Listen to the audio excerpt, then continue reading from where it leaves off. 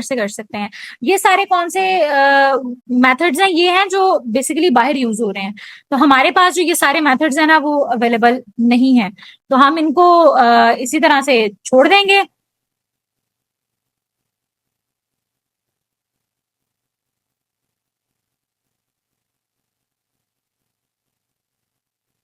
इसके बाद हम एनालिटिक्स को चेक कर लेते हैं।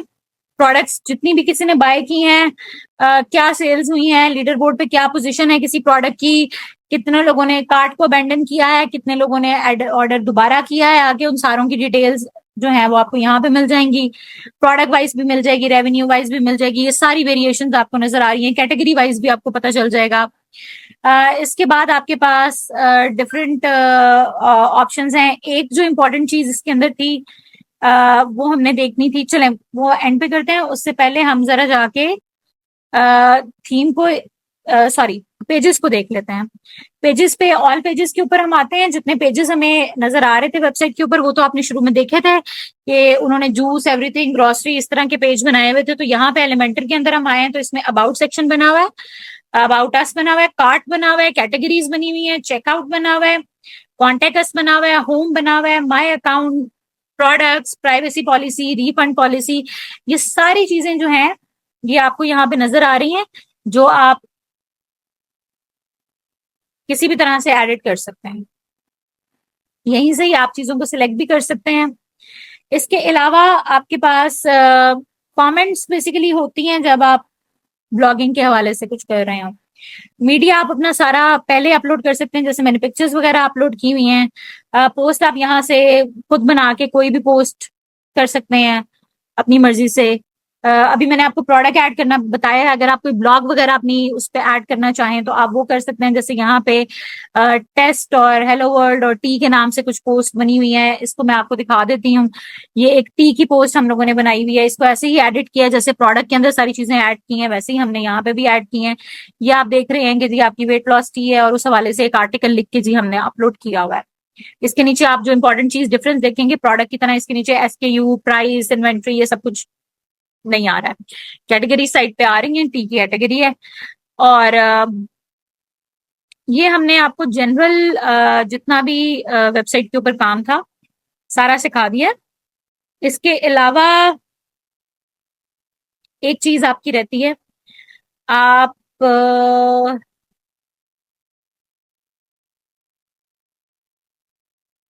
बेसिकली हम सेटिंग्स के अंदर आएंगे और यहाँ पे हमने एक दो चीजें स्टडी करनी है। सबसे पहले तो ये कि पर्मालिंक्स क्या है।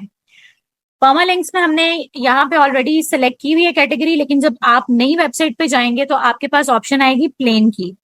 पर्मालिंक स्ट्रक्चर क्या है, जब भी आप वेबसाइट के ऊपर जाते हैं तो आपको ये ऊपर लिखा नजर आ रहा है local host slash WP admin, और आगे मुझे सारा ये PHP का एक पूरा फॉर्मेट नजर आ रहा है। आप अगर कोई पोस्ट या कोई प्रोडक्ट अपलोड करेंगे और अगर प्लेन उसका होगा जो पर्मालिंक इसके अंदर होता है शुरू से, अगर वो प्लेन होगा तो उसके आगे ऐसे P = 1 2 3 इस तरह के नंबर्स आएंगे जो अच्छा स्ट्रक्चर नहीं है और एसईओ में प्रॉब्लम करता है। तो रैंकिंग के लिए आप क्या करेंगे, आप पोस्ट नेम को क्लिक करेंगे और जो भी अब आप प्रोडक्ट लिखेंगे या जो भी हमने आगे देखा था ना स्लग्स ऐड किए थे हमने, तो वो जो स्लग्स होंगे वो यहाँ फिर हमारी वेबसाइट के आगे डोमेन नेम के आगे प्रॉपरली आएंगे और ये एसईओ की रैंकिंग में हमें हेल्प करेंगे। तो आपने एक तो ये यहाँ पे चीज जो है वो सिलेक्ट कर लेनी है पर्मालिंक से। दूसरी चीज हेडर एंड फुटर के अंदर आपने आना है। इसका क्या मकसद है, हेडर एंड फुटर के अंदर हमने बेसिकली अपना पिक्सल का कोड ऐड करना है। हम अपने एज यूजुअल फेसबुक के अंदर जाएंगे, अपना पेज सेलेक्ट करेंगे, पेज के ऊपर से अपने बिजनेस सूट के अंदर जाएंगे, बिजनेस सूट से हम सेटिंग के अंदर जा रहे हैं।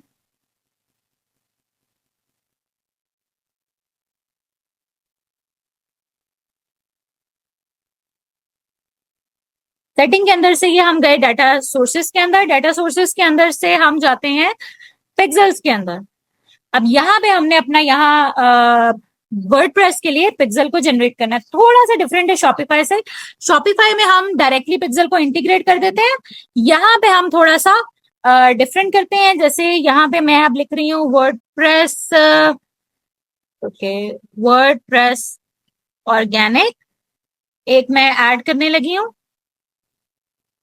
अब वो मेरे से पूछ रहा है कि आपने पिक्सल बनाना है, तो मैं उसको बता रही हूँ जी वेब पिक्सल ही बनाना है। तो ऑर्गेनिक वेबसाइट के लिए मैं पिक्सल बना रही हूँ।